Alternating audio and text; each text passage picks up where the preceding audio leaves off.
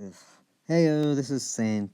Before we go on, I wanted to say, before this video starts, there are like some heavy themes in here, like abuse, family abuse, violence, and all that other stuff. Like, if you're sensitive to that kind of stuff, like, please watch with caution. I don't want you to get hurt because of this stupid video.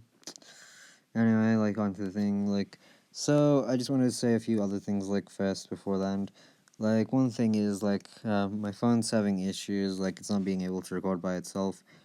So I have to use my iPad to record it, but like I can't upload the note for some reason because it's not working. So I have to like look at my phone and like record on the iPad. So like the audio may be a bit worse today, which is really annoying because this could work better if it wasn't for these stupid little problems. But no, everything has to fall every time it works. Sorry, annoying thing, but whatever.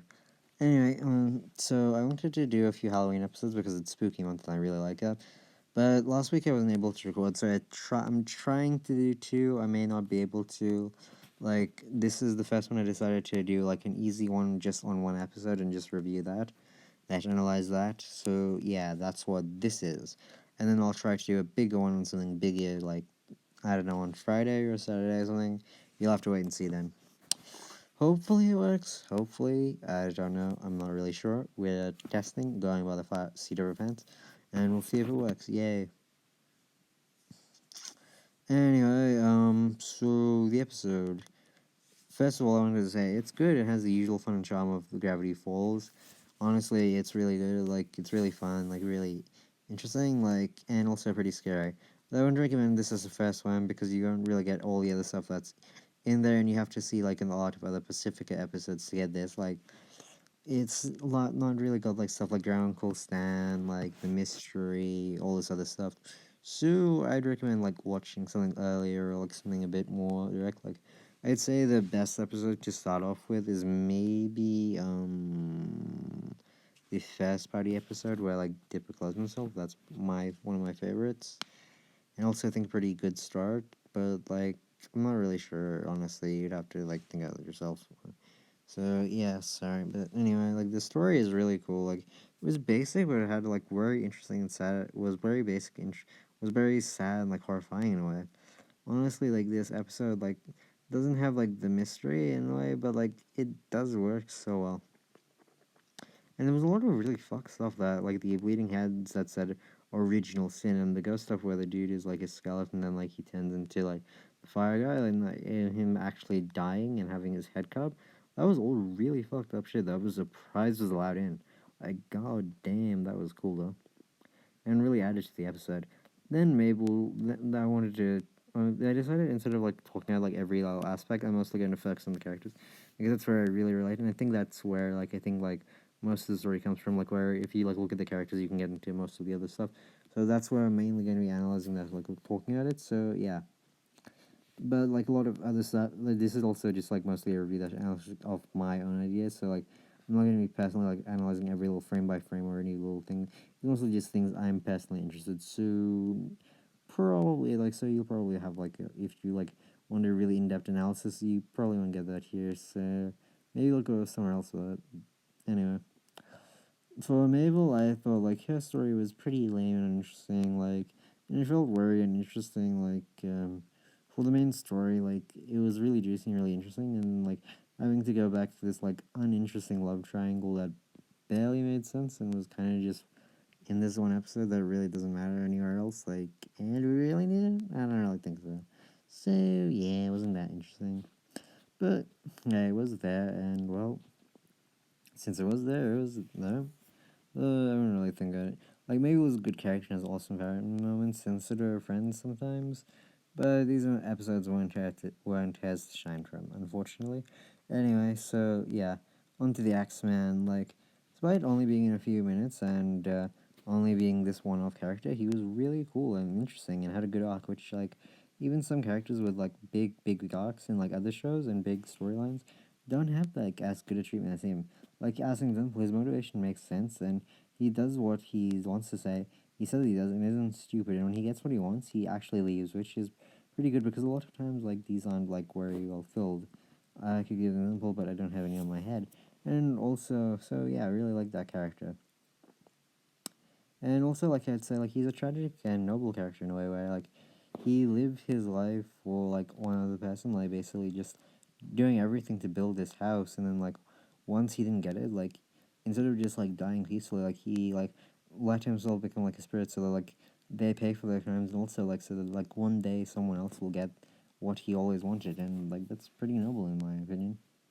Anyway, Dippo was also like his usual awesome self. Like it was really fun. He was witty and like played off everyone and had like interesting charm, and also handled it.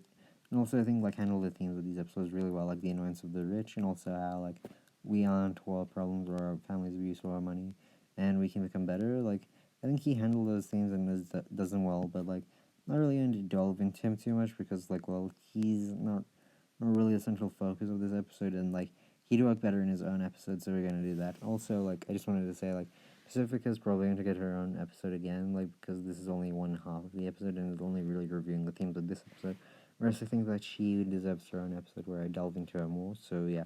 But now on to Pacifica. It was really cool how in this episode she was still a bitchy self despite being her redemption / growth episode, because like a lot of times in growth episodes I've noticed like it's like the character will suddenly turn out not to be the character and actually be a softy goody goody who is actually really like just tricked and manipulated and not really the way it was.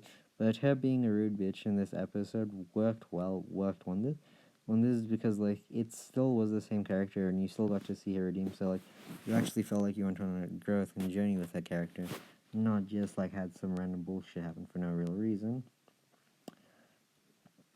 Anyway, I also thought that she is also pretty noble because it does show that she truly knew nothing about her family legacy. And while she is a posh off white bitch who like who acts very pretty rude and bitchish, like she's just that way. But like when like it comes to actual things that matter, she like is very willing to try to do the right thing, and also does feel guilty when she has to do something like particularly like talk to like force Dipper into a situation that they could easily solve in another way that actually works better.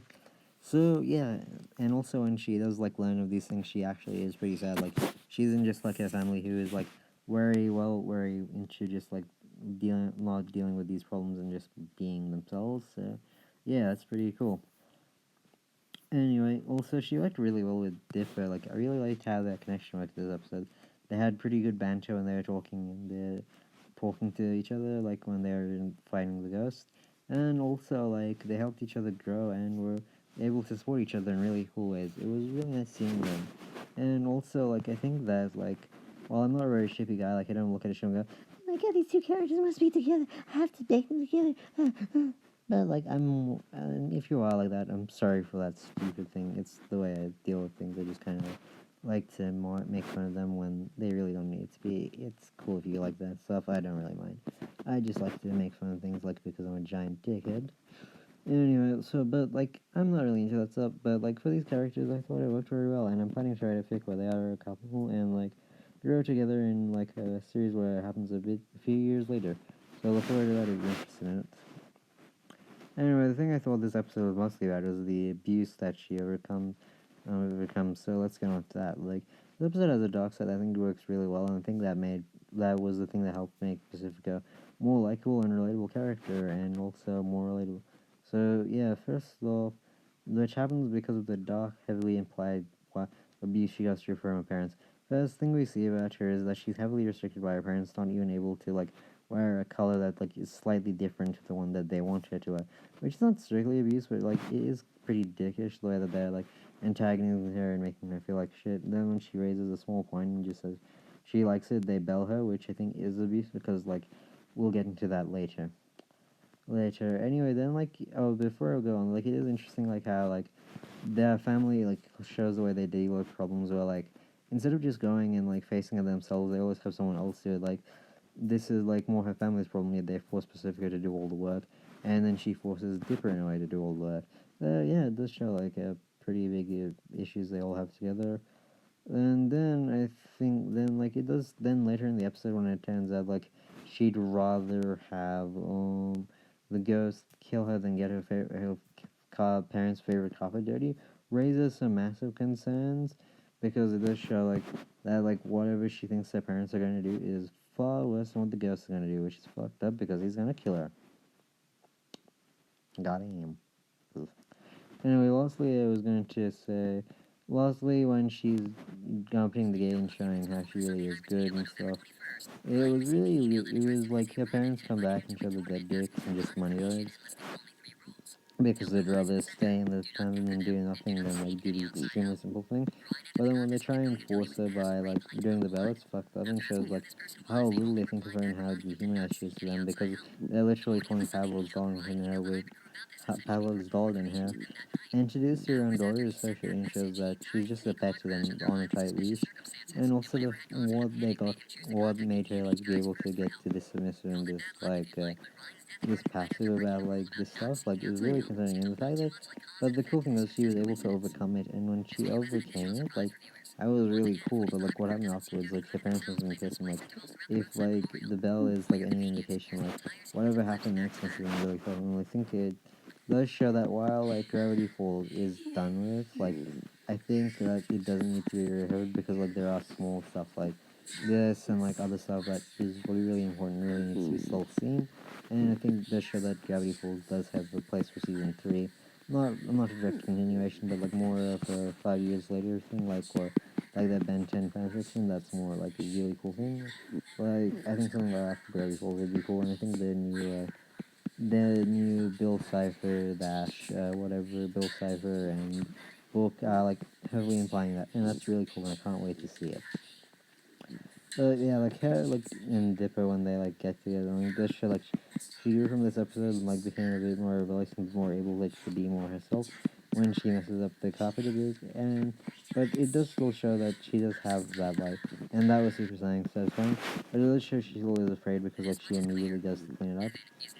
So yeah, there still are issues with her, but like this episode really did bring her like to another point, and I think honestly we are missing like one episode or two. Like we need like a bit more of her, and I think that's why I think like the season three would be really good. So yeah, hopefully that happens soon, and like it does show a lot. Like also, I apologize for. Anyway, like I think it's time for final thoughts. This episode is really cool and does a lot for the characters. Like characters like Dipper get to really shine, and characters like Pacifica gets to show why they do shine. And I think that is really important, and it really does show the show's own power and how it's good and stuff. So yeah, I wanted to apologize for how bad the review was. Like I'm not used to it, but I'm trying to get better. So yeah, hopefully you guys like how it gets later. Anyway, thanks for watching, and I hope you guys like have a good day and stuff. Peace out.